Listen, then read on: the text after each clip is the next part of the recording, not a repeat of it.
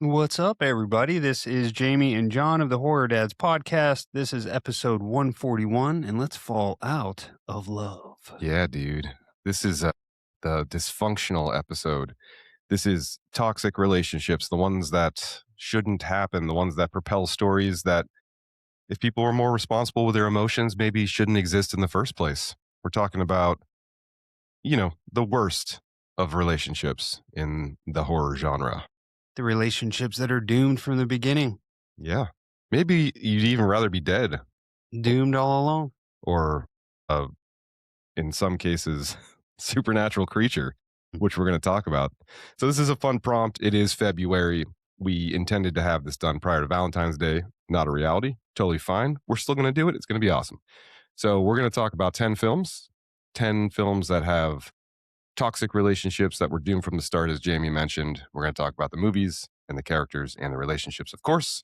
But before we do that, we're going to catch up as we always do because we're best buds. So, Jamie, before we talk about love hurting, what have you been watching, dude? So I've been watching this pretty awesome TV show called Night Visions. It's on Tubi. Oh, nice. I know I mentioned this to you, but it's this show that came from 2001. It only had one season. I think they ordered 26 episodes, only 20 aired. So that's not really doesn't bode well for a budding TV show franchise. Yep. But this is sort of in the format of not X-Files, more like Outer Limits. So there's like two segments per episode, Deep hour-long reference. episode. Let's say 25-minute segments per episode. But what's amazing about this is, so it's narrated by Henry Rollins. He's sort of our crypt keeper. Yeah. And that was his heyday, right? Like that was his era of, Yeah, like '01. I think he was still making music and yeah, dude, Warped Tour. I remember him starting riots and stuff at Warped oh Tour. yeah. Henry Rollins was always sort of a mythical figure growing up Yeah. because he was like the singer for Black Flag at one point. And I think for me particularly, he was like 6 years more mature than I was ready for. Yeah. Yeah. Like I knew him, I knew of him. Musically, everything was like, you're just a little bit ahead of me. Yep. But every episode is directed by a different person, give or take 2 or 3 episodes. Some of the directors in this, dude, Joe fucking Dante. Toby Hooper did 2 segments. Bill Pullman did one. How many of these like little Joe series Beth are Williams, I know.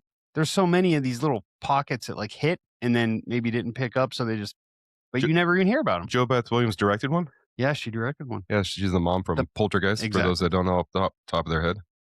So if you have Tubi, if you're looking for something else to watch, really cool, little fun. Every episode's sort of introspective, a little bit sci-fi, a little bit like psyche. It's more psychological, I feel like, almost more Twilight Zone-ish. Yeah. So yeah, worth checking out, man. Actors that you'll see like Lou Diamond Phillips, people like that. So it's fun. Awesome. That's Night Visions. Night Visions. You've been watching anything else you want to mention? Yep, dude, I'm sure. I just like, Well, I know we've both been watching The Screams, of course, because tonight, I guess, is the So we're on the premiere. Thursday right now. Yep. The night that everyone's going to see it, except some, Us. included. So we're going to be going tomorrow night. So we both have been working our way through the Screams. Yeah. We actually just did a Patreon episode where we covered our top 10 favorite kills each. So we covered 20 from the franchise 1 through 6. So that was a lot of fun. So I've been watching those. I also watched the Burbs TV show. I went all the way through, and we did some Patreon content about that too. So some mixed feelings there, but all in all, I probably gave it more latitude than most will, just because of how much I revere that original film. But it's fine. I don't like that it's called The Burbs. I think it's a show like your wife loved or really enjoyed. I talked her into watching it. Yeah. I think Brittany would really enjoy it. I've got some other friends. I'm not just saying it's just for women, but I don't know. It was okay. It's not great. It was fine. Yeah. We'll just leave it at that. And I also watched that show His and Hers on Netflix. Yeah. So that was it's not horror necessarily, but it does have elements of horror and mystery and drama. It's about a killer kind of approaching serial level. So it's a good one, man. It's a good show. It has that dude, the Punisher, John Bernthal, I Yeah. think is his name. I know you're not a huge fan of his, but he was also in Walking Dead, of course. And he always plays that character, that like that The military police same type freaking guy. hard ass. Yeah, but yeah, Hoot, it hoot, was fun. hoot. Yeah. Let me tell you something. And he always has that accent too. But yeah, Just rubbing his head real hard. I didn't dislike it. I thought it was pretty good. Took place down in Atlanta. Yeah, I've never seen that. I actually watched True Romance again, Dude, dude. that's a What a great movie. fucking movie that is. Christian Slater. Christian Slater, Patricia Arquette, they fucking crushed it, Thelma and Louise style. But there's so many good character actors in there. Michael Rappaport, Christopher Walken, right? Dennis Hopper, dude. What a fucking movie that is. There's a 90s to uh the max too. one of my picks, Christian Slater comes up, not because he was in Mm. the movie, but because they mentioned a band called the Christian Slaters, which was a Christian rock band. Oh my god, Jesus. Oh god. All right, so that's what we've been watching. You been buying anything Well, I did a pre-order for tonight. for Resident Resident Evil. Evil Requiem? Yeah, Yeah, it's so I coming have out that now. downloaded, ready to go. Midnight, it's playable. Oh god, dude. So Yeah, we're 3 hours away. yeah. My god. I probably won't play it until never. Well, I'm I'll trying to be think of when I'll be able to play. I'll be getting that tomorrow or probably tonight after this while I'm editing this. I'll allow Mhm. that to download. And I also picked up the new Scream popcorn buckets, one for me, one for Jamie. We're so excited. We're going to see the movie tomorrow, and the fucking buckets aren't fucking here. And I spent a lot of money on shipping to make sure they were here. Dude, I don't know if I got like cryptocurrency and now someone has my identity and they'll never come. it's probably yeah. But something happened. We're They're gonna not be here. killed by the new ghost faces. Yeah, they're like they hand deliver one. Yeah. With Yeah. All right, so we covered watching, we covered buying. What are you wearing, man? So I'm doing well, I have the hoodies in Oh, inconsequential. yeah. I'm doing my stab t-shirt tonight. I was between this or Crypt Keeper Ghost Face. Yeah, the mashup. Yeah. But this was the way to go tonight. Stab. Yeah. That Scream shirt I actually have sitting out on my dresser. I planned to wear that to the theater tomorrow. I have the same one. And this was actually, I don't know if any listeners here probably don't even remember this, but there was a podcast that was starting right around the time we started ours called Nostalgunk Podcast. Yeah. The dude talked us into doing a Cool collab. Yep. watch through with him one evening, and for us doing that, he sent us these T-shirts, and So kind of him. awesome. Yeah, totally forgot about that. So, all right. I've got on my this is an oldie, man. This is a crew neck I've had for probably 10 years now That by is this an point. I remember that release. Yeah, but this is my Pennywise melting face cavity colors crew neck. It's one of my favorite things to wear in the wintertime. It's nice and cozy. Yeah. And it's just the colors have faded dramatically for those that are watching on video. But man, this was like the heyday of cavity colors. This was an Aaron Crawford design. And I just love this one so much. Yep, that's one of the last. Honestly, that might be one of the last unlicensed designs, Yeah. which was our favorite of his stuff. Yep. All right. So watching, buying, wearing, family stuff. Anything cool family oriented you want to mention? Yeah, so my youngest son and I let him pick a game out on whatever the PlayStation Game Pass thing is called, PlayStation Plus or whatever. Yep. And he picked this Poppy's Playtime, which is like Playtime. I don't know if Okay. you're familiar with I feel scared, but go on. Huggy Wuggy. What the fuck? Yeah. All right. So this is like kid shit, right? But like stuff that kids really shouldn't be watching because it's scary, but it's on YouTube. Well, so there's this like blue creature, like look up Poppy on your phone, you'll see what I mean. But it's a game sort of like Freddy's, what the Five Nights at Five Freddy's, Nights sort at of like Freddy's, this, yeah. where you have like objectives to try to escape this. You're in like playtime type thing. So like a play center essentially. Mm-hmm. And then once you crack one of the codes, this fucking Huggy Wuggy starts coming out, or Poppy or whatever his name is, God. comes out and starts chasing you. And my son refused to, like, when he knew, because he's watched this enough on YouTube to where like he didn't even really need to play it because he's seen other people play it. You know Yeah. what I mean? Yeah. So he talks me into getting it. Every time like he thinks he's coming, he's like, "Here, you play that." Because he's 8, he still gets kind of scared. Yeah. So every time he would hand me the remote, I knew I'm probably going to get attacked by this fucking thing. So the one time this thing actually comes, he's like, "All right, here, you take the controller," and he's just waiting patiently for me to. My wife was like, "What is?" She texts me from the other room, like, "What is happening in there? Why are you guys screaming?" Dude, I was screaming at the top of my lungs. This thing starts, you know how it is like in these games. This thing starts coming at your controller shaking. Uh, He's like 8 feet tall, and you have to climb through like ventilations, and you can hear him tromping oh, no, behind no, you, no. dude. Yeah. It is terrifying. So me and my 8-year-old son were just screaming at the top of our lungs. It's a core memory right there. Yeah, it was great. Core memory. Poppy's playtime. I love that. So my family stuff, I don't know what happened, but my youngest has fallen hard in love with Are You Afraid of the Dark? Yeah, she was watching at our I was house. gonna say, as you know, so last weekend my oldest had a swim meet out of town. My wife and I took her, and my youngest stayed with you guys for the weekend. My sister, your wife, texted me like, "Where the fuck do I get the new episodes of Are You Afraid of the Dark? Luna won't stop talking about it." And I was like, "Oh, I think you got to buy it." And she was like, "All right, I'll figure something out." And then I come pick her up the next day, and you bought 3 seasons of Are You Afraid of the Dark or whatever, so that she could watch it. But she's so in on those reboots from, I think it was like 2019 to 2022, somewhere in there. Slap, dude. Those are scary. Yeah, those are pretty good. They're good. They're Yeah. well done. The production's there, and they're spooky. I definitely I feel those. Those are good. Well, there's one, is it the very first season that came back where it's like, is it the same people throughout the No, season? oh, all so there are only 3 seasons. Oh, They're really short and tight little storylines. The first season has the dude that plays Ben Hanscom as a kid in the It from oh 2017 yeah, or whatever it yeah, is. yep. So it's the The n- heavier kid. the new kids on the block, man. Yeah, and he does such a he's that kid's a really good actor, and Yeah. he does a great job in this show. And he plays like a Randy Meeks kind of character, which is fun. He's like a horror enthusiast. Hmm.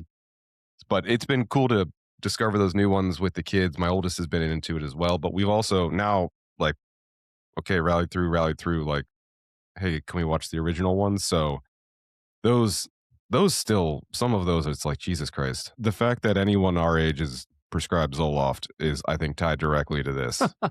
It's insane how some of those are like so Some good manipulatively ones, scary. dude. Yeah. It's like fucking Tuesday after school, you're sitting there watching that, waiting for your parents to come home. It's like, what? Yeah.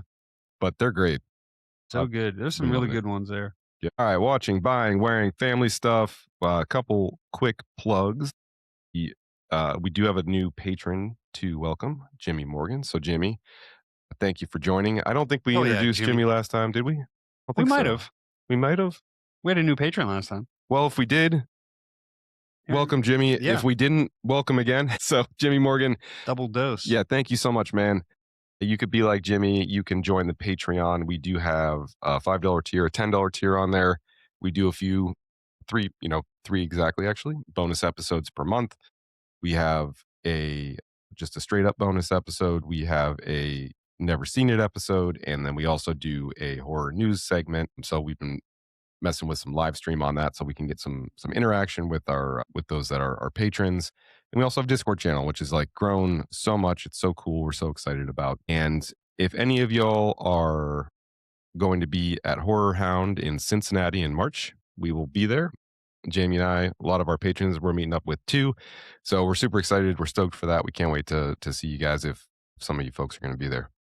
Hell Find yes. us. We do have a website, horrordads.com, if you'd like to outfit yourself with some merch. And we are on all the social channels everywhere at Horror Dads. And if you find the time, please do consider leaving us a 5-star review. Goes super long way, helps others find the show. Anything else, Jamie, before we start talking about lost love let's and get love that into should it. get lost? Broke my heart again. There it goes. Here we go.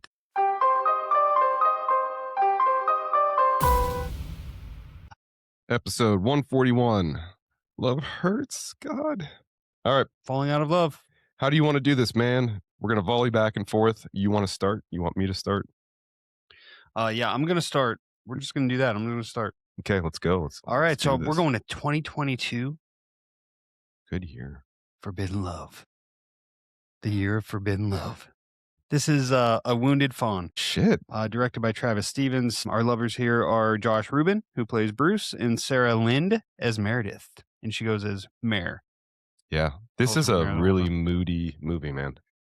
Yeah, this is an independent film in every sense of the word. I know that we discussed this movie when it came out, and I said I didn't like it, and that's changed. I've watched this movie probably 3 or 4 times since. There's a lot of symbolism in this movie, which, like, I think the first time I watched it, I just wasn't in the mood for, you know what I mean? Yeah. "Oh, notice all the red." Like, I just wasn't. And Now it's like I dig it. I think we had just seen Werewolves Within around this timeline. We saw Josh Rubin's name, and this is so unlike his typical property that he interacts with that it was a little bit of a culture shock, I think, for what we were anticipating. This might have been the first thing I saw him in, and I just wasn't really familiar with his game yet. Oh, I didn't really realize he was a comedian, so I didn't understand the breadth of his acting. You know what I mean? mhm. So to know him as a comedian, sort of like he got his start with College Humor, so he's like a natural, almost improvisation type comedian. Yep. So to see him in his familiar territory and then to now come back to this made a world of difference for me. I really like the way they portray him as a serial killer, sort of like it's a compulsion, it's an addiction, it's something that is inside him that he doesn't necessarily like. No, It's a part of him he feels like doesn't he's like. ashamed of it, yeah. Yeah, which is seems to be a common thing with some serial killers. Some revel in it, but you get a lot that it feels like they, it's a compulsion that they wish they didn't have. So this guy, clearly serial killer, we see him at a arts auction early, so, like, he's introducing himself to a lot of artsy types, meets a woman who's just out of, like, a bad relationship, so she meets what's his name? Bruce? She meets Bruce. He's gonna take her to a cabin. Fucking red flag.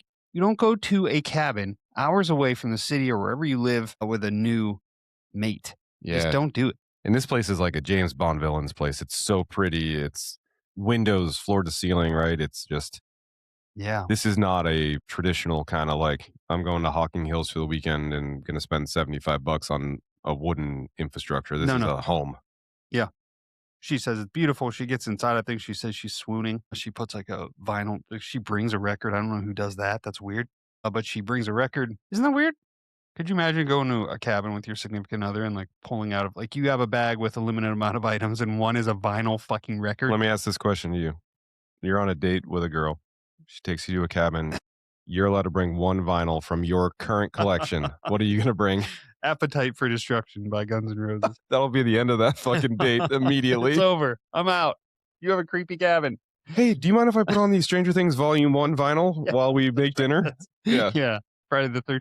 I brought all 8 Friday the 13th vinyls that I own. Hey, can you help me carry my suitcase from the trunk? But yeah, there's a lot of cool hidden Easter eggs that she finds kind of through the cabin that insinuates like, get the fuck out of here. Like there's voices going on around. Like before she even goes in the house, there's a voice that she hears coming from the woods. It's like, leave.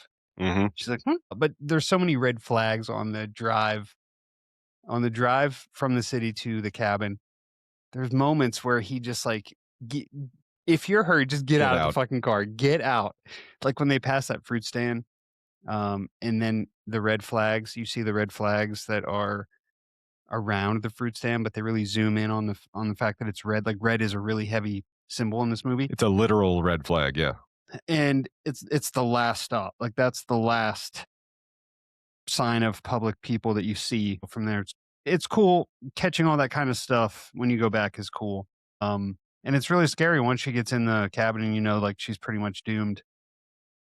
And the way that it all unfolds is really it's Yeah, fun. what's the deal with the relationship? Talk about that a little bit, I guess, since that Again, she came out of a relationship that wasn't good. I think the guy was abusive, so she's been going to a psychologist. So you see that. So she has like a timid past or a bad past with relationships. So she seems timid to get into a new one. But she also seems excited to get laid, as she says. She's talking with her friends. You know, they're like, "What are you getting into this weekend?" And she's like, "Well, I'm getting laid." So she goes with him, and he he's clearly a serial killer, so he has no real, it's like Dexter Morgan, like he has no real emotion. Yeah. She's holding his hand at one point in the car, and he says like, "This is my favorite part." She's like, "What do you mean?" The intimacy, Yeah. Which is like, and I think that's a kind of a note of like his the humanity in him, yeah. and like he does. I think he enjoys knowing that that's what he should feel but doesn't feel it. You know what I mean? I don't Mhm. know. Trying to get into the psyche of a serial killer is tough. It's easier to get into a psyche of a bad relationship. I I totally agree, But and he's the part of this relationship that's bad, clearly, but for sure. she's also like, she's the She wounded seems fawn, great. right? Like, Yes. so he's the predator, found a person that was ailing, so this is and this it didn't to me feel like this was necessarily the foundation for, like, a long-term relationship. No. It was just like, "Hey, let's pull together and have a fun weekend," and then it's like, the definition of what makes this weekend fun differs from these 2 people, so here we fucking go. Exactly, yeah, and it's a different type of intimacy. I Yeah, think he's looking forward to getting close and then killing, yeah. but he only kills when the red owl that we see come out tells him to kill, and he tries to fight it a little bit in this one, you can tell. I think he genuinely likes this girl. Or at least that's kinda how it feels, but you don't really see his relationship with the past kills outside of the very first one.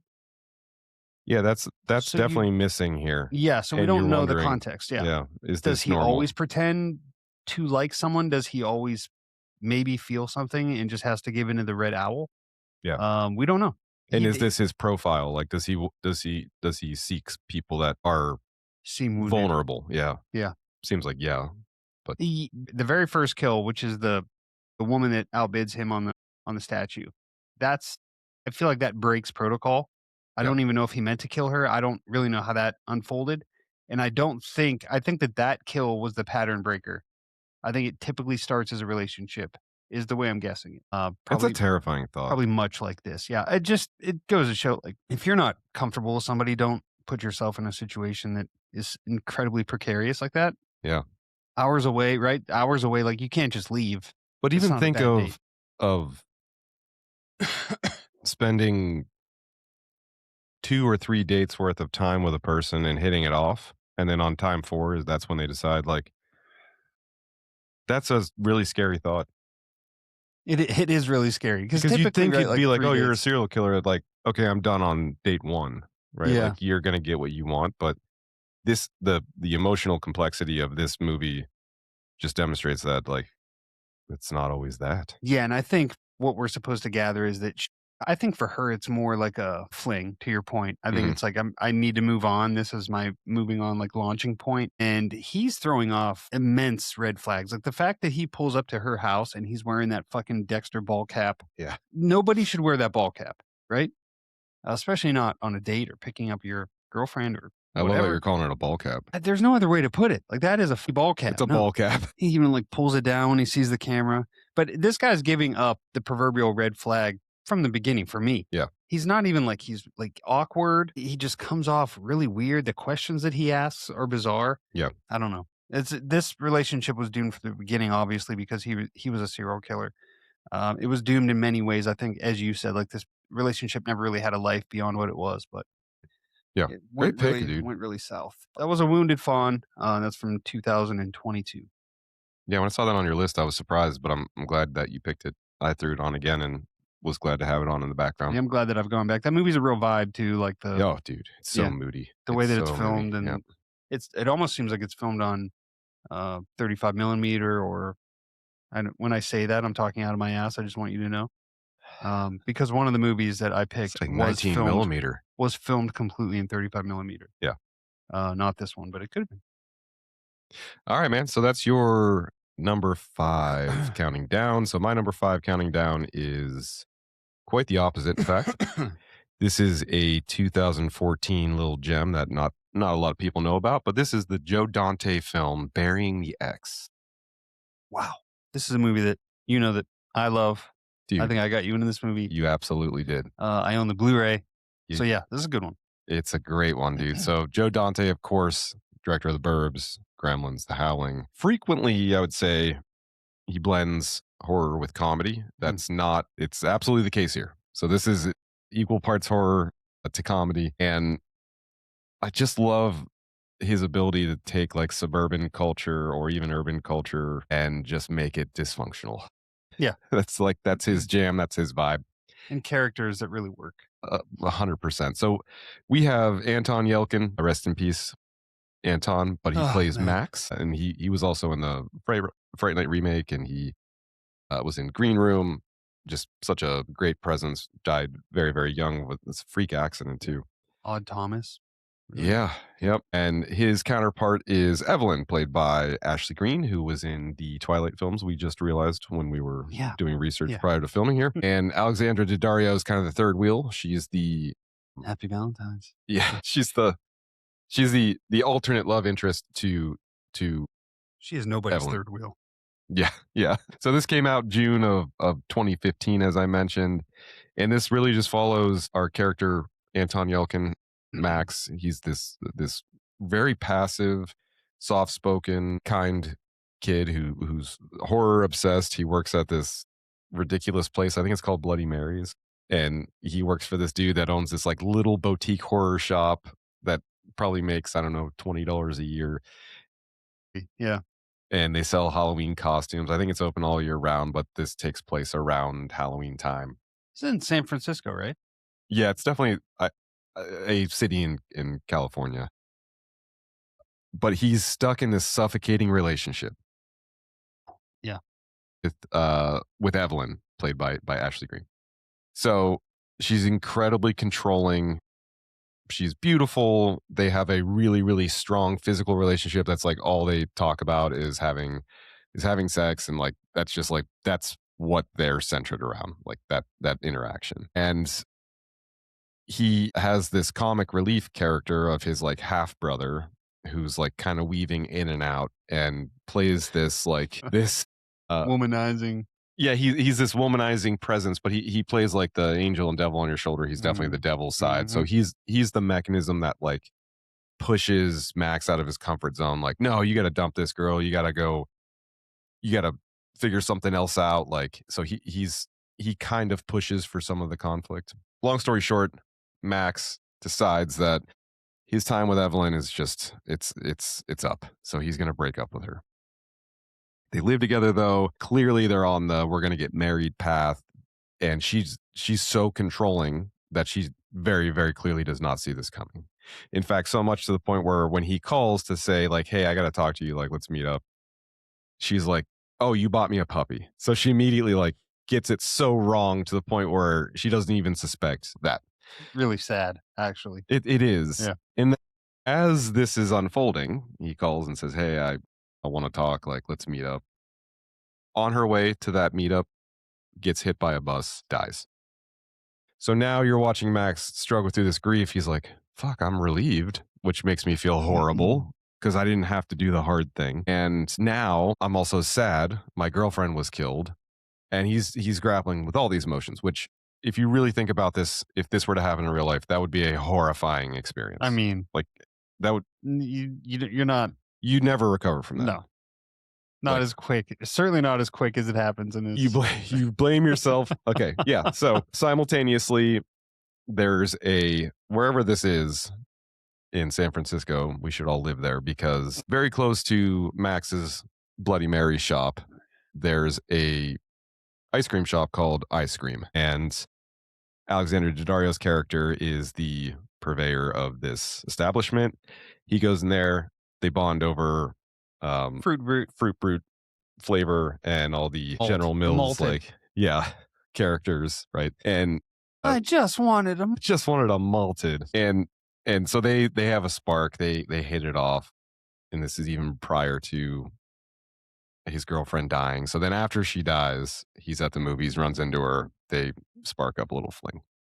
And this is actually their first date is when the Christian Slater's thing comes up because she's like, hey, I just got out of this really ridiculous relationship. My boyfriend swore off drugs and alcohol and sex. And like, I'm just asking him to have sex with me and he won't. And we had to go see this band called the Christian Slaters. And they were this Christian band. But it's just like, it's really goofy. It feels tonally like almost like a Saturday Night Live skit, right? Like it's just so unbelievable and comedically driven, and it's but there's a chemistry there. It's fun, but as that relationship starts to unfold, he heads back to his apartment and finds that his girlfriend has returned from the dead. She's aware that she died and has come back from the dead and is voraciously lusting after Max and is basically saying like, you're gonna die one day, let's set this up so that you die in the same fashion that I did so that you and I can be together for eternity. So this has gone from I dodged a bullet to I'm sad my girlfriend's dead to oh my god I found another relationship to holy shit I have to do something about this, which is far more sophisticated than just breaking up with someone now. So that's the story here. That's what we see. But the Max and Evelyn relationship is definitely out of obligation rather than love, and the relationship becomes a literal metaphor for trying to escape a toxic partner because she's legitimately toxic. She's throwing up formaldehyde on him as she's trying to talk him into sleeping with her. Yeah, the relationship here seems like she's doing everything that she thinks a relationship should be, and he's doing everything to appease Evelyn in every way that she thinks it should be as well, Yeah, even though it's not his thing. Lets her move into his space, and he's a very you can tell the type of dude he is, like, has these passive. posters that are Yeah. but I mean, like, his own space is very sacred to him. You can Yeah, tell, like, yeah. he's got these horror posters from way back, right? Like, these are like sacred things to him. And she comes in and she clearly has no respect for him and his space. She's folding his posters up, which anyone knows you put Oh, them in a dude. tube, you roll them, you don't. So he's like appalled. This is instantly something he regrets. Like, I Yeah. fucked up. When she's like, all the recyclables go here. And it's got the Yep. green shit. Cause she works for like a go green type of. Yeah, and I think this is a quintessential demonstration of just the two wrong people being together. Like Exactly. like as they exist on their own, they're good people, right? They just aren't right together. Yeah, this was a doomed relationship from Yeah. the beginning, not because a serial killer was involved, just because of two different people that are different walks of life and should not be together. And you hear this all the time. It sounds hokey to say, but as old guys now that are been married a long time, I firmly do believe the mentality of like you cannot love another person until you love yourself. Yeah, And this is the textbook example of why that's important because both of these people clearly have unresolved stuff. They got to figure their own stuff out before they can, you know, figure out supporting another. So, sure. but this movie's not we're making it sound more emotionally complex than it is. It's fun. It's goofy. I think it had a net negative reception, but I I love this movie. It's a cult. I would say this is a cult Cult film. classic, yeah. So if you like Joe Dante, you like to laugh, you like horror movies, this movie's for you. Dude, yeah. I also think this movie's very as ridiculous as this might sound, what I'm gonna say, I Oh, think here it's we very go. allegorical. I think her coming back is like him wrestling with that Yeah, how do I let this go? But also absolutely. I didn't like this. So why do I even have this feeling that won't go away? It forces a confrontation that Yeah, he almost got out of having to confront. for sure. And I'd go as far as to say that his relationship with Alexander Daddario's character would not have been successful if he didn't have to go through this Yes, resolution. So exactly. that's that He would finding. he would have always been hating himself, I think. Yeah, You're totally. right. We might have put more introspection into this film than anyone ever has. I wrote a 45-page paper on it. You can see it on harvard.com. Even Joe Dante would be like, "You talked for 25 minutes about what movie?" All right, so I'm gonna go on to my next one. This is incredibly toxic relationship from the beginning to the end, and this is the relationship from the movie Midsummer. Man. Ari Aster's classic from so the lovers here in question are Florence Pugh as Danny and Jack Rayner as Christian. And this one, like from the beginning, is just bad. Like this is one of those deals where, much like Burying the Ex, he was kind of looking for a way out Yeah. when this movie started. But something very, very tragic happens in Danny's life, which leaves Jack sort of It's her without options. sister's suicide, right? Yeah, but Or the parents, yeah. yeah. Yeah. Uh, so Jack is sort of in this Mm. really tough predicament here. Like, you can't break up with your girlfriend who just lost a good chunk of her family, but that doesn't excuse his actions and the way that he is. You know, No, he's wrong in this movie. he's wrong all the way, like in every way. He's just wrong. From the beginning, it's bad. After this, she needs someone, and he's the only person she has left, which is incredibly sad as a viewer. Like, now this poor girl who lost her family has one person, and he's a fucking prick. Yeah. Uh, But it's like you have to give him a it's tough. little grace because Yeah. you know he's like what else do you do? You really What do don't you have do? an option. Yeah. And Right he thing. came to the conclusion He's he gonna came be to the doing this right all fucking day long. he came to the right conclusion where he was going to break it off, and then this happens, and then so he did those 2 steps right. Like, all right, made the right decision. I got to break this off. Now I can't break it off because I got to be there for a minute. Then that's the end of him doing the right thing. Yeah, I feel like the vacation, it's one of those things where I hate to bring ourselves into this, but Bring us in, you buddy. and I do Horror Hound, right? Like We go Horror on one Hound, vacation a year to right? Cincinnati, Ohio. And it's not something where we wouldn't want our wives to come, but it would be a different experience Totally. Yeah. if the wives come. Both would be Uh, great. They would be different yeah, it would be a experiences. different experience. And he had an experience in mind that he was going to have, and he gets invited by one of his friends. She says, I think I'm going to go." He's now like, "Well, fuck, I can't say no." He keeps getting put into these situations, right? And I am not trying to defend him because No, he's he's wrong, wrong through the but whole movie. The way that he handles everything is wrong, but he is unwillingly put into these situations that are very tough. He's choosing to deal with them very wrong, yeah. Yeah. but he's making a human choice that any of us would be put in. I don't know that anyone would make the right choice. These are very tough choices to make from his perspective. Either way, she goes on the vacation. We get there. You find out that he's just a prick. Like, not even Yeah. just to her, but to his friends, right? Like, this in every relationship, this guy's just a toxic presence, in my opinion. And then from there, this movie just goes into a spiral that culminates in the toxicity kind of being fleshed out, Yeah. in a sense, and her rising. Yeah. I mean, she finds growth, She blossoms in a way that nobody ever expected, including herself. literally blossoms Yeah. into a Yeah. floral arrangement. It's a pretty beautiful movie. Yeah, it's very It took me intense. a watch or 2 to enjoy it, but Yeah. No, and this is a great pick too. I think this really serves the theme. This was a relationship that shouldn't have happened. It was incredibly toxic, and it led to some tragedy that probably didn't need to exist. yeah. It was an exploration of a few finding themselves, which is really a theme kind of at the back end of all of these movies for the most part. Like, someone a point is proved or a point is identified, whether everyone makes it, one person makes it, whatever the arrangement ends up Yeah. being. And I think there's a larger point here, which is failed relationships, whether they be romantic, friendship, whatever, or maybe even family. You learn from every relationship that ends. You learn something about yourself. Yeah, Um, or you should. I Yeah, think yeah, I mean, if you look back at every romantic relationship you've had that ended, I would like to think you learned something from that, either about yourself or without a doubt. how you handle other people or whatever. If we're not learning from those experiences, then what the fuck are we doing? So, Yep. yeah, I think that's a larger thing here is like, and she learned in a very odd way, that this guy was not, not for her and she dealt with it. Well, if he didn't make so many fucking wrong decisions up to that point, Yeah, maybe he would have had a different outcome too. he So deserved what he got. yeah, And by the end, you're like, fine, fuck her. I always think of your wife though when we talk about this movie, like, those ladies. ladies. Yeah, during the end when there Yeah. are some unclothed women, my wife's face as she was watching that scene, she was like covering her mouth like this, and she just screamed, "These ladies!" So good. All right, so that's Midsummer. Yep, Midsummer. Okay. My next one. So that was your number 4. My number 4 counting down is the 2019 film Ready or Not.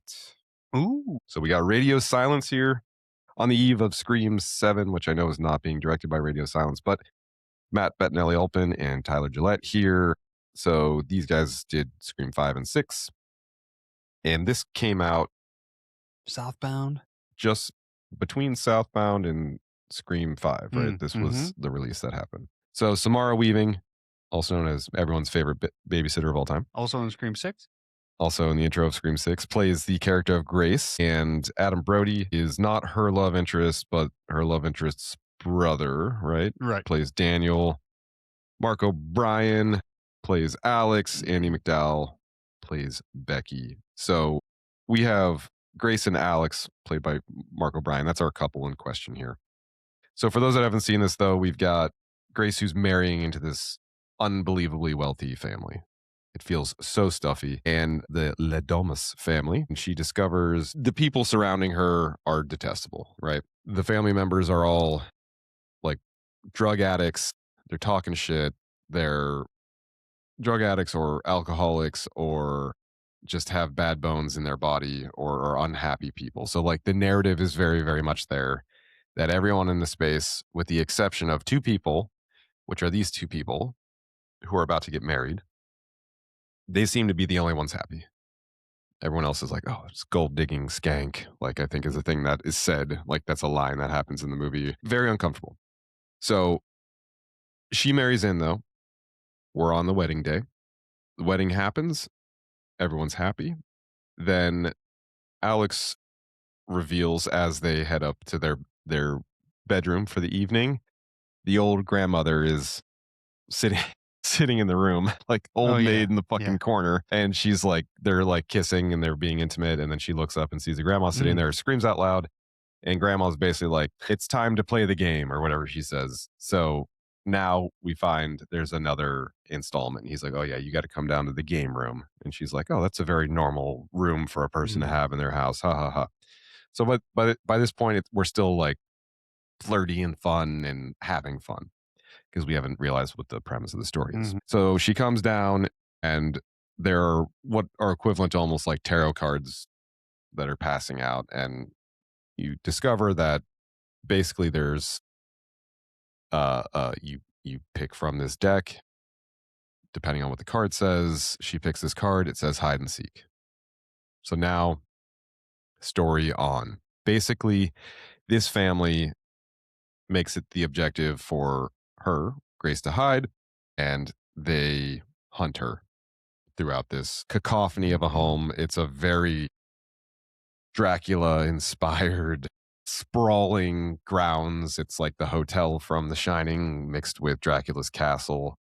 It's this huge estate, and she's legitimately running around in her wedding dress fighting for her life, Yeah. trying to survive. So Hence she's the awesome, like, photo of her with the shotgun. yeah, and that's such the aesthetic of this film is it's that like it's so jarring because you are experiencing this like a wedding day is supposed to be this really beautiful, honest, romantic thing, and you can kind of relate to it a little bit because they appear to be really in love in the beginning of the movie, right? And they feel connected, and it's much like any other wedding, like in any other family that you have to deal with, like yeah, the uncle's over there saying shit like as he normally does, and you got this family member that's expected.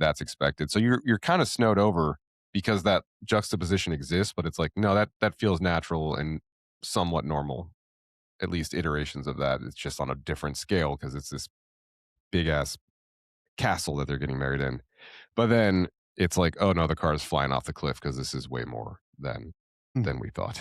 Yeah. But Grace and Alex is not who he appears to be. You can tell he's struggling with this, and you can tell that he's pained by it, but he also Has feeds no into the choice. family's Yeah. plan. He has no choice. You find out at the end why he doesn't really have a choice, but I think we all have a choice. Sure. So that's a comment I'll leave here. But this relationship was doomed from the start because Alex was 1,000% not honest, and he snowed over this beautiful woman that he convinced to marry him, knowing that the potential outcome could be this. It ended up being this because when you pick that card, it doesn't have to be that one, right? It could be another, which is how all these other family members exist. So ends up being the hide and seek one, so they have to pay the piper, Yeah, it's just one card. If you pick the wrong there's one card you can pick that fucks you, and and she it's picked that the one. wrong one. But she 100% should have been given that choice to make on her own, Yeah, and she wasn't. shit. She was denied of that choice, so she was thrust into the situation that he was thinking, like, "What are the chances that she picks it? Like, it's not a big deal." But it just did not work out that way. Yeah, but she is truly incredible in this story. You get the sense, or I did at least, like I wouldn't say that she's presented as a wounded fawn, for lack of a better term. She's a very strong, dominant character from the get who feels like she knows what she wants. And I think the point is more like, oh, you can be manipulated by anyone more so than like, cause I feel like she's got a bit of an arc because she experiences something. But by the end, I kind of felt like, no, this is just our strong character continuing to be a strong character, and she's just like such a dominant force in this movie, and she just crushes it. I love this Yeah, movie, dude. and she does such a great job in it. Yeah, she's great. I feel like she's always playing that sort of damsel in distress character now because she plays it so well. Outside of like the babysitter, for instance. But I watched that movie. What was it, Osriel or But with an edge, you know, I like can't she think of has it. this like if I'm fucking picking a dodgeball team, like I want her on my Oh, dodgeball yeah, team. You no, know what I she's mean? she's badass. Yeah, Yeah, she just has this like confident edginess to her. I think as an actor and as a person, probably. Yeah, probably as a person, exactly. Like I feel like that's the part that's not acting, you know, for sure. that just Yeah. creeps in. I watched this movie that I always forget to talk about, and I'll never remember the name of it, but she's in it, and it came out recently, and she plays like a celebrity that is sort of like going through like a rebrand, I think, and so her publicists have her with like this boyfriend, but she's trapped in this house, and she has a stalker that is like fucking trying to get to her, and it's great. It's her to a T. Like the movie's fine, but it's a great example of her as an actress. All right, so that was what? That's Ready or Not All right. from 2019. So this movie is not too dissimilar from that. That's set up, and our main actress is a fucking badass, and this is Your Next. So good. Very This similar is kind of story. Yeah. yeah, this is Adam Wingard from 2011, and Sharni Vincent is Aaron, and AJ Bowen is Crispian, Crispian, Yeah, Crispian. the fucking douchiest rich boy name you can think of. So Yeah. the setup here is you have Barbara Crampton and the dude from Kingpin, the bad guy in Kingpin. Yeah. I'll never know his name, but those are the parents of this like family of Kingpin. like, pretty sprawling family, let's say 5, 6 kids. And they live in this like beautiful fucking like mansion out in the country. It's like one house nearby that our boy Larry Fessenden lives in, Yep. bachelor pad. And they Listening to tunes. yeah, listening to tunes, and it must be like, it's probably like Memorial Day, Labor Day weekend, some shit like that. So Mhm. all the kids are up with their significant others. A really nice like weekend, right? But the opening kill, we see Larry Fessenden get killed. So now this entire estate is just them. There's nobody nearby, no neighbors. So the kids all come, they're having this nice meal. They're meeting all the significant others. Ty West is in there as Ty like West is acting in here. the Yep. film kind of douche. He's not douche, but But like the he's like a little smug. He's wearing a scarf yeah, at he's got dinner. the scarf, yeah. Indoor scarf. So there's Yeah. that, you know. Yeah, douche isn't the right word, pretentious maybe, but the brothers, like we get the setup of the family. We kind of see the one brother who you think is a bad guy that kind of turns into not be the bad guy, but he's kind of douchey, right? He's the one kind of picking fights with everybody, picking fights with Crispin and asking Crispin. And so, wait, Crispin and Aaron are the love interest of the question here. And you see them coming in, like you watch them in the car driving and they're talking, and you can kind of gather that it's a newer relationship. They still seem very fresh with each other. They're talking about picking up booze on the way to the house. Yeah, because the family And doesn't drink, which is you, like, right. is this a red Well, the flag? mom's on medication, Yeah. but you find out that the dad is retired from like a defense contractor. So she's put off by this. She's like, a defense contractor? Like this guy probably gets paid to essentially kill people, right? So you can tell she's a little hesitant to kind of get into this, but also anxious to meet his family. Yep. She clearly likes Crispin for whatever fucking reason. So we get in there. They're clearly still doting on each other. She's kissing him and like nuzzling on him and shit all the time. The one brother clearly takes offense to that, or he's jealous of that I was because you gonna say see he just is he's got the unhappy. wife Yeah. who is taking a shower, right? And she gets out of the shower and he's trying to make a move and she's like, I don't think so. He's like Do we have any frustrated. And, Vicodin? yeah, Yeah. exactly. Do you have any Vicodin left? So there's all these dynamics going on, and then the attack starts.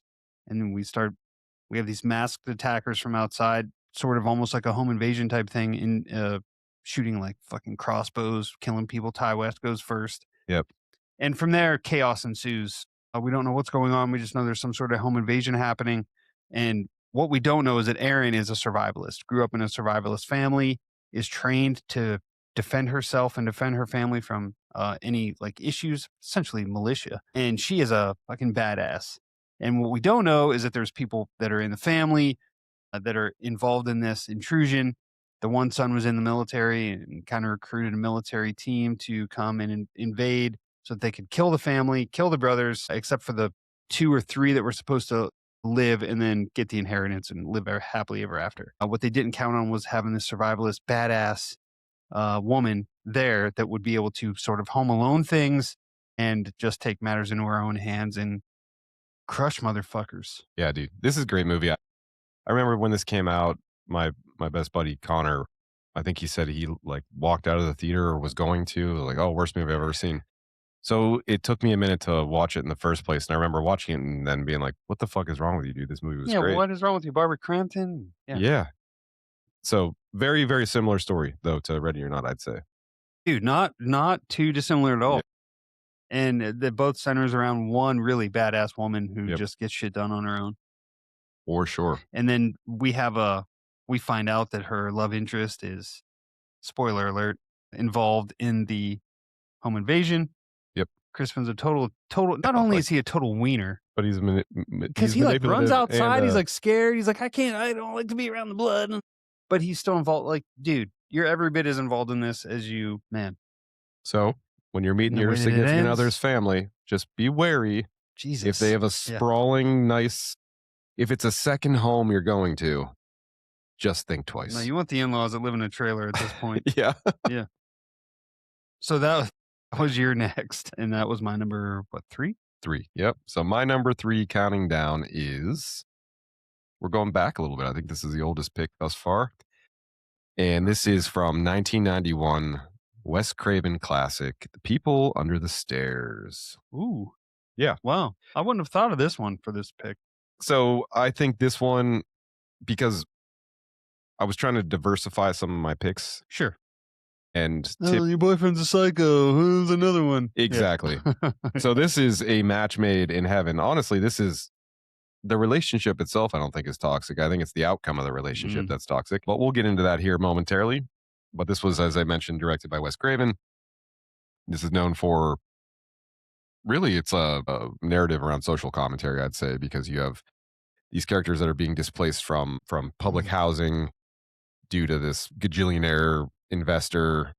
So basically, they're trying to rip off this family that's about to get displaced. There's a mom that's super sick, and you've got this little boy named Fool who's like hanging out with his older sister's boyfriend, Ving Rhames, who looks like he's like 60 in this movie, and Fool's like 10 years old.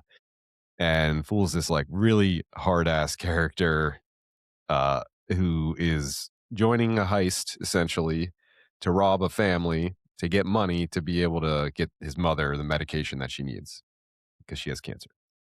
So pretty sad. As this heist begins to unfold, though, that's when we realize that things are a little more tense than we realized because the home owners are played by Everett McGill and Wendy Roby, and their names in this movie are Mommy and Daddy, Yeah. and that is what they call each other. Creeps. So be as scared as you feel you should be with that information if you've not seen this movie. So this is the same couple actually from Twin Peaks. They're a couple in Twin Yes. Peaks. She's the one that wears the eye patch and is obsessed with the curtains and creating curtains that that are quiet, that Yeah. open silently. So this movie though, it is scary. It's spooky. It's got the element of social commentary that I mentioned, but it is also there's an element of levity in the way that it's shot and the way that the story's presented. So it's not as all serious as I just kind of articulated. This came out in November of 91. Got the rundown here. So let's focus on Mommy and Daddy for a moment. So as Fool in Ving Rhames' character enter the house, they've got another guy who's really crusty with them too, who's truly the one that ruins everything because of that ring he wears. When they get in the house, they realize like something's off here. Something's up. It's like really secured. There are bars on the windows. It feels like they're entering an encampment that is protected by a military almost. So it's very difficult for them to get in. And there is this incredibly intense dog that is in there that creates problems for everyone because the dog is also vicious. But Mommy and Daddy's running around in fucking leather and he's got a shotgun. And these two have, they basically kidnap and keep people and children in the basement and they have one quote unquote daughter, and the daughter is kept up in a room, and it's like some mommy dearest shit up there. Mm. They're like burning her in a scalding bath. She gets Flowers in the involved. attic type of shit. Yeah, it's really, that part's really unsettling and spooky and gross. But so mommy and daddy deserve each other though. Like mommy really, I can't believe I'm saying mommy daddy this many Well, times, but yeah. like what else do you do? What are you gonna do? So she's like really manages a relationship with the daughter. Daddy's the one that realizes that there's this threat in the house in Fool. Daddy. Yeah, who's like Fool's like slipping around trying to at this point find a way out, but also there's like this Goonies element of like, hey, if there's gold in this house that I can Yeah. find, I'm gonna get it because I need to save my mom, right? So Fool's like our hero and he's trying to navigate this. And meanwhile, the threat that they're up against is mommy and daddy and this dog, essentially.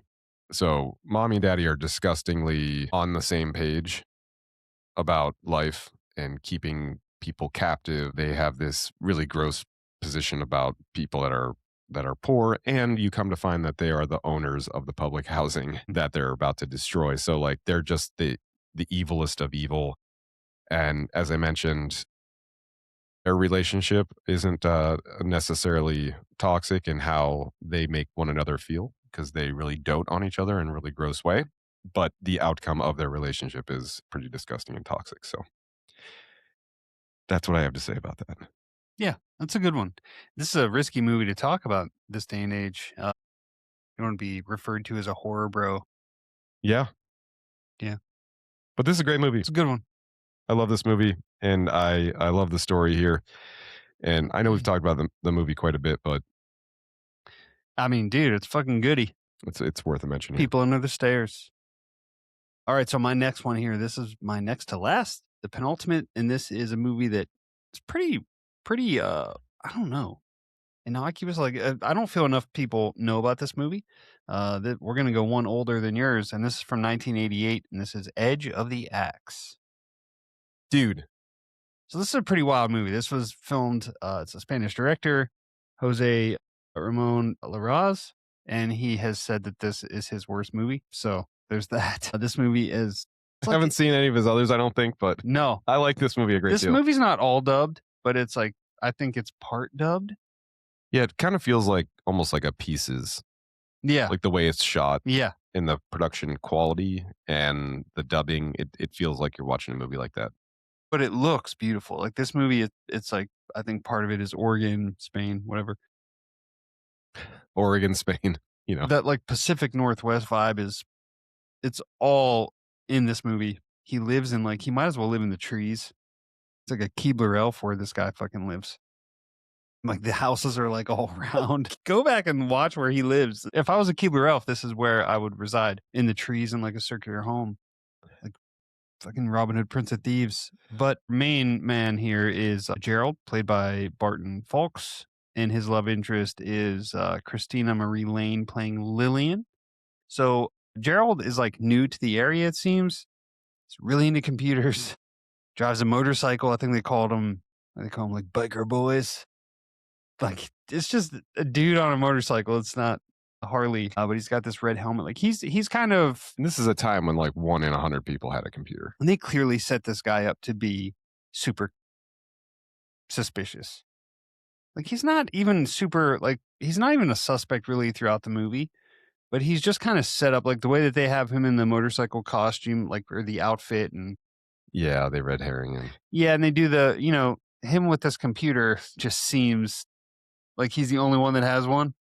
Yep. And it's like this guy can't be up to any good with this computer. So he meets Lillian, and this relationship's kind of even throughout the entirety of the movie, it's a new relationship. It's not they're not in too deep. They're just kind of flirting, dating a little bit, but the primary point of their relationship or like what they're doing this whole relationship is trying to figure out who the killer is. We have this killer that's going through killing people in the town. The sheriff just wants to keep calling these things suicides. He just does not want Yeah. to deal with murder cases or Just doesn't admit wanna that deal he's with it. got yeah.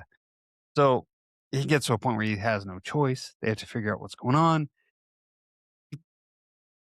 what's his name? Gerald starts going through the computer to see what her search history was. Like it gets a little like, Creepy. yeah, and invasive, but also like she doesn't know yet about computer privacy. Like you don't just go browsing on Yeah. somebody's computer unless you want them to be able to dig and find what you've been looking for. But you find out that she's been looking at the psychiatrist. Um, I'm not going to spoil it because I feel like not enough people have seen this movie and they should. But it comes down to essentially one of these two is the killer, right? That's essentially where we're at. So you have this love, this new budding romance that's plagued by killings In mistrust. and mistrust, Yeah. and it's got to be someone. It's got to be one of us. And there's clearly the mistrust is only on one side because the other one knows. But yeah, no, this is a movie that I feel like everyone should see. It's a little bit disjointed feeling. Like the music is one of my biggest gripes about this film. Yeah. I But remember this was I a really love this movie. I think Arrow released this. This was like an unclaimed footage story. I don't know. Like I had never heard of it.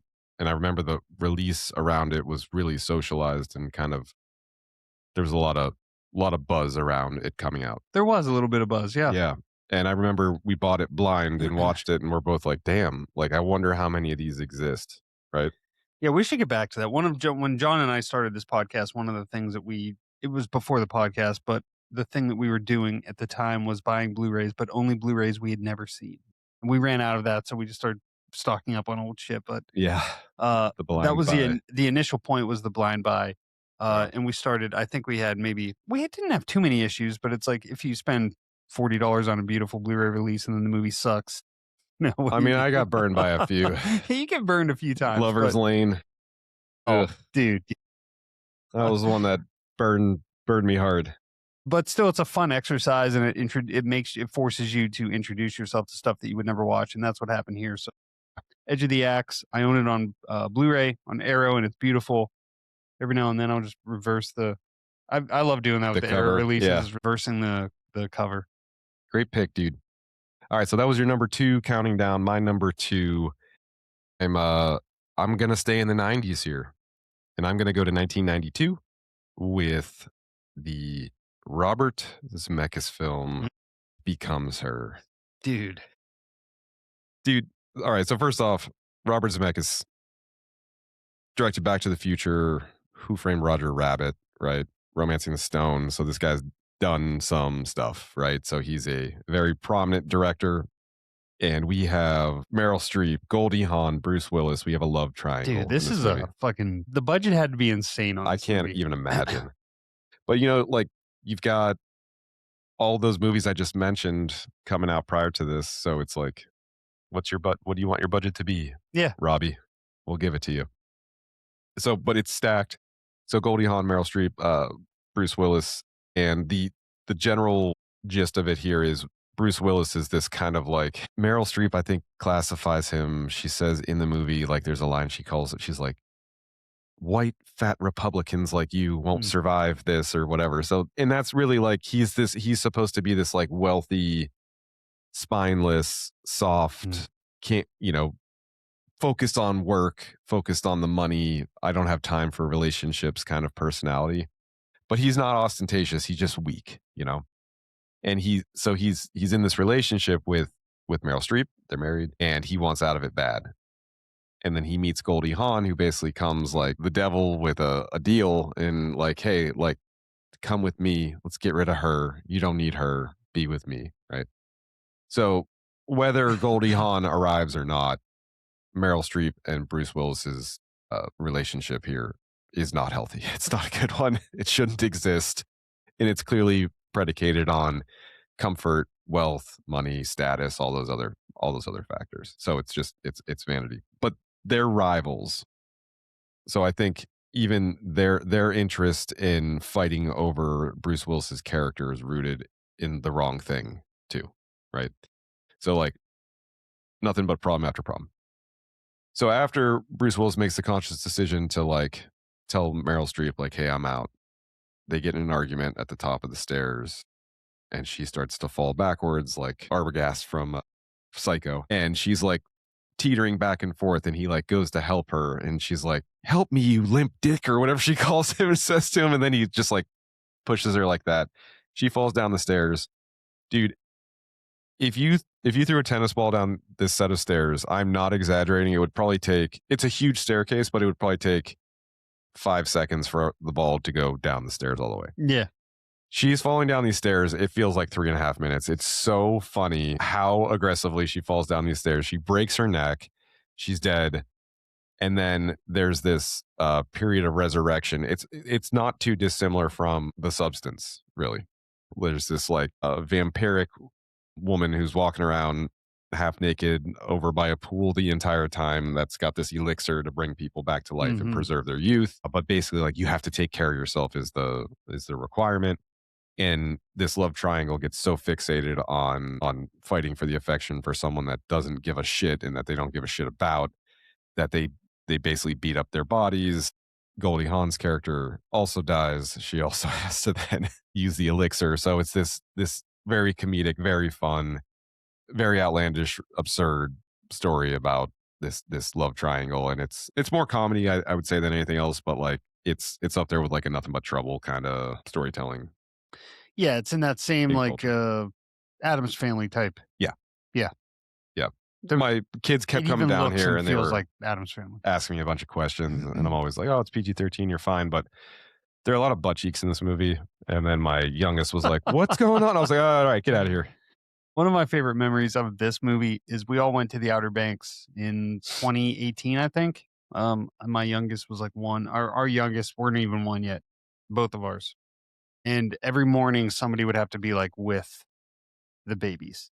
And I remember one morning I was with the babies and I put this movie on, Death Becomes Her. And I even as I was putting it on, I was like, "This is a weird choice, but I'm gonna do it." And then when I got relieved, I think it was our Aunt Jan, and I remember, like, walking away and hearing, like, "Who put Death Becomes Her on?" And I heard her say that and then just sat there and watched it, and I always remember that thinking, like, "I'm glad somebody enjoyed this." And also, I remember being a kid when this came out. I don't know what year it is, but I was probably under 10. Stated a desire to my dad that I wanted to see this movie, and he was like, "Never. No, you're not gonna see that." And I watched it with my mom, and I ran to my dad and said, like, "Mom, let me watch it," because my Oh, parents were no. divorced. So I would always The cover of be a little this prick like that. always remember the cover of this because Goldie Hawn's got that, like, hole in her stomach, Oh, and yeah, I think exactly, yeah. his arm is through, and he's, like, holding a candelabra or whatever, I think it Yes. is.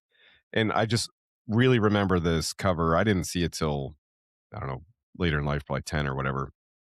But growing up as 6, 7, 8-year-old, seeing it all the time and always asking questions like, "What's Yeah. what's going on here?" It just looked magical almost. Yeah, As a kid, it and was it very is. inviting. It is.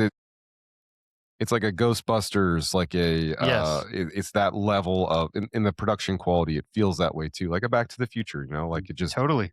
outlandish and fun, and that sums this movie up. 55 million budget.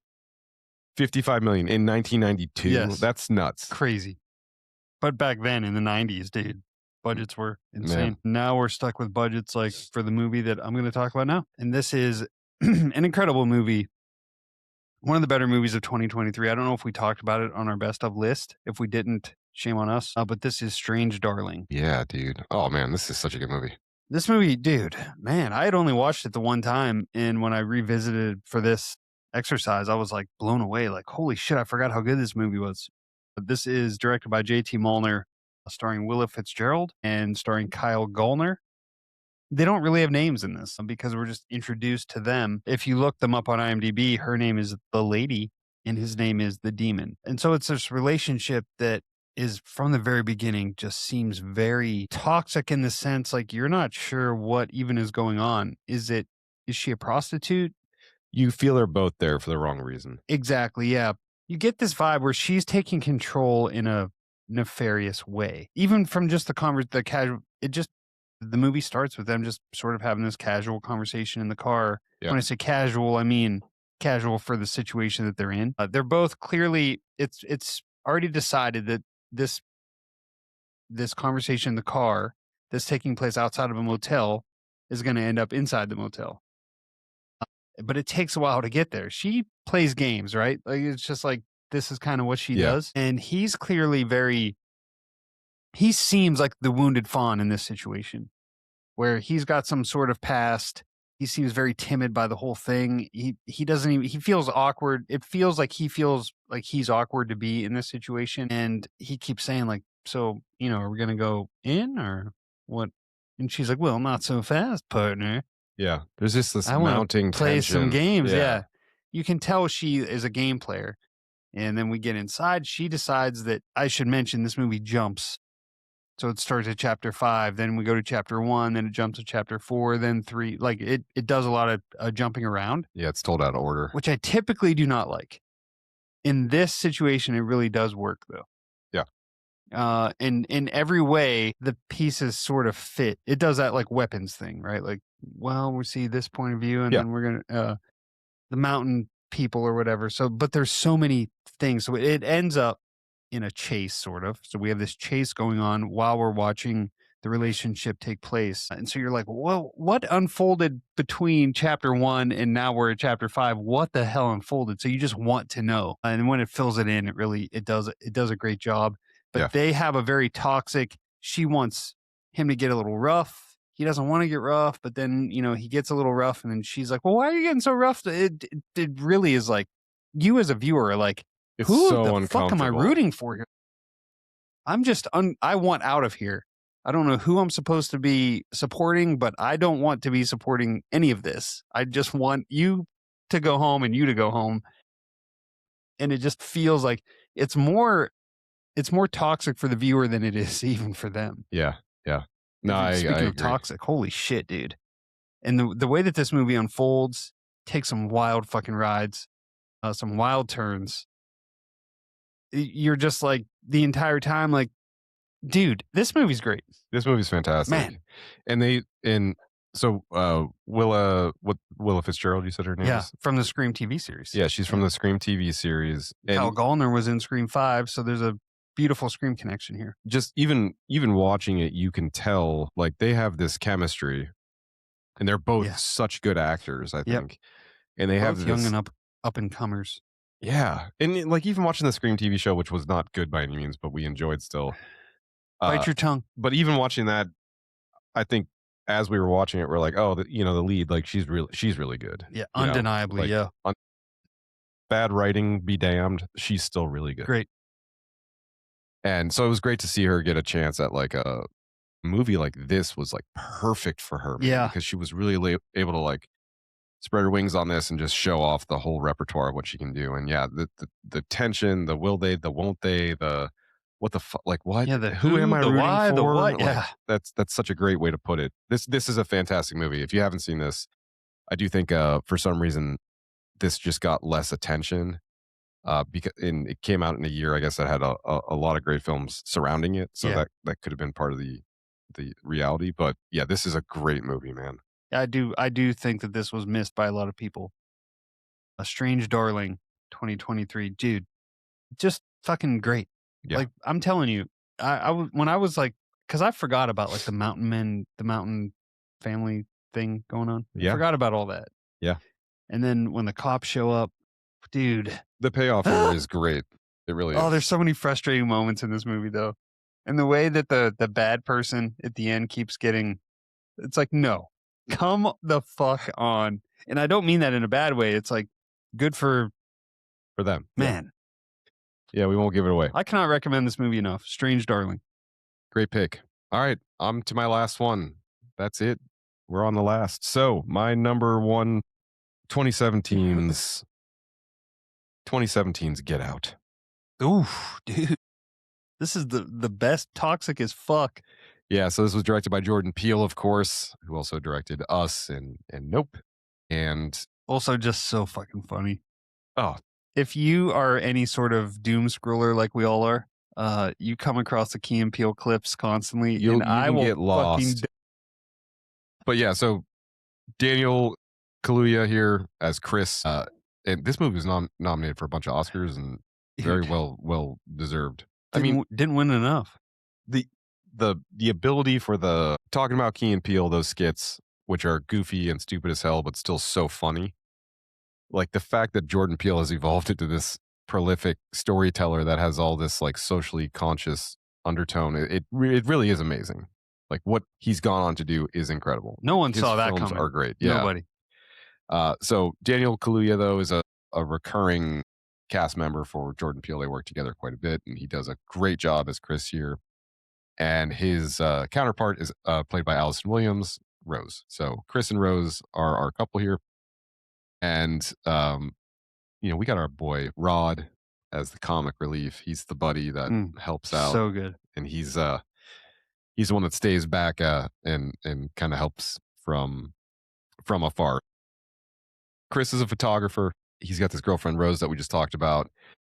Rose says, "Hey, we're going to go to my family's house for the weekend." Chris is like, "Hey, do they know I'm black?" Like, is the first thing she Mm, asks. She's like, "Why do they need to know that you're black?" He's like, "It could be off-putting for some people." She's mhm. like, "The moment you meet my dad, he's going to tell you he would have voted for Obama for a third term, right?" Like, so there's this whole like there's comedy is a huge element of this movie, but it is really really scary. Like, it's spooky as hell. Yeah, It's got moments of uncomfortableness that you wouldn't believe, but it's also very very funny. So stuff like that is the social consciousness I think that Jordan Peele weaves in so masterfully through the dialogue. So they go to the house though. On the way there, they get stopped by the police. "Hey, can I see your mhm, ID?" And she stands up for him like, "No, this is bullshit. I was the one driving. Why do you need his ID? Is it because he's black? Stay away from my man." mhm, Blah blah blah. So you're like, "Fuck, Rose, you're the best. You are the coolest girl. You're mhm. pretty. You're fun. You are in tune with the social justice element here. Like, your team Rose, and you feel like I feel bad for the Chris character in this because he's like he just feels defeated and quiet. Like, hey, the world won, but like I kind of won out because I found this really cool relationship with a Mhm. with a girl, and he's just like nervous and neurotic about the relationship not going well because he's a person of color. So like, it's it's sad and it's interesting and it's like there's just a lot to unpack as you're getting kicked off here. But as they get to the house, weird shit starts to happen. The brother comes and he's doing this weird thing about like MMA fighting. He's like the worst character on the earth. The brother, just this douchebag. The parents seem super nice. They seem super inviting. They seem is the key word here for everything, right? Because it feels like it should be fine. It feels like they're cool, but there's this tone of like, are they? Are they Yeah, cool? They have their party. They have people that work there that that help out, and it feels like you're on a plantation in like the 1800s. Like, so there's this like really strange thing that's going on. So the story starts to amplify, pick up, pick up, pick up, and get intense. And meanwhile, like, Chris is trying to communicate to Rose, like, please, like, you don't get it. Like, there's something sinister, there's something wrong going on here. Like, just trust me. Like, let's get out of here. I want to go together. And she plays along, and then you come to find that she's kind of in on this whole mhm. thing, right? So this was a real heartbreaking wrong relationship to highlight because you out of all the movies we talked about, this is the one that you wanted to work more than any other. Like, this was a gut punch to find that it wasn't what you thought it was. Yeah, it feels and you really feel for him. Yeah, Yeah. because then you're like, "You know what? The reason that you look the way you do and that you sound and feel the way you do is because you were right. Like, you were Mm, right the whole time, Chris." And, like, for me, like, I was watching this movie and I like that character and I wanted him to be wrong. I was like, "Yeah, dude, this is in your head. Like, please just let this be in your head. Like, just let this be a social thing that and yeah. a social thing I don't understand and can't relate to and that you're just gonna get past." Mhm. And then it's not. It just isn't. But Yeah, and that's such a scary situation when everyone that looks like you seems fucking off and weird. yeah, like, when that guy's sprinting at him in the middle of the night Yes. and the next day he's like, "Sorry to give you a scare last night there, partner." Yeah. And he's, like, talking like he's from the 10s. Something is wrong. Dude, it's Yeah, so spooky. It is dude. so spooky. That not that these movies are similar, but I remember getting a very similar vibe in The Visit. Yeah, which is like, We're like, something's off here. That grandpa is fucked. Something's wrong with that fucking grandpa." But then they have those, like, moments of charisma Yeah, that kinda captivate you and, like, they pacify you almost. yeah. And that's great casting here, like, the parents are well cast, Oh, dude, the for wealthy sure. dude who's blind, who's, in True Blood and a bunch of Oh, other yeah. stuff. Like that guy's such a strong, great actor. Like this, so well cast, so well written, so well acted. It looks great, it feels great. One of the It's best first features for a director ever, I'd say. Like, just so fucking good, dude. Incredible. yeah. So all in on this. This is Get Out, and our couple here is Chris and Rose. Sad to see it didn't work out, guys. And that's it, I guess. That's a wrap on the shitty relationships. Yeah. Hope you guys learned something. Hope you single people learned. Yeah. Do not go to cabins Don't go to on your third cabins. date. Don't do that. Ask to speak to parents maybe before you meet them in person on an overnight visit at their house because you might not leave Or there. dig into, like, maybe just do creepy digging on whoever you're gonna start dating That and too. learn that, yeah, Yep. maybe that's what we should normalize is fucking background checks on your significant others. Well, we hope you guys dug this. Thanks for hanging with us. Much more content to come this year, but thank you. And we love you in a productive way. We do, in a non-toxic way. Non toxic love. See y'all. See ya.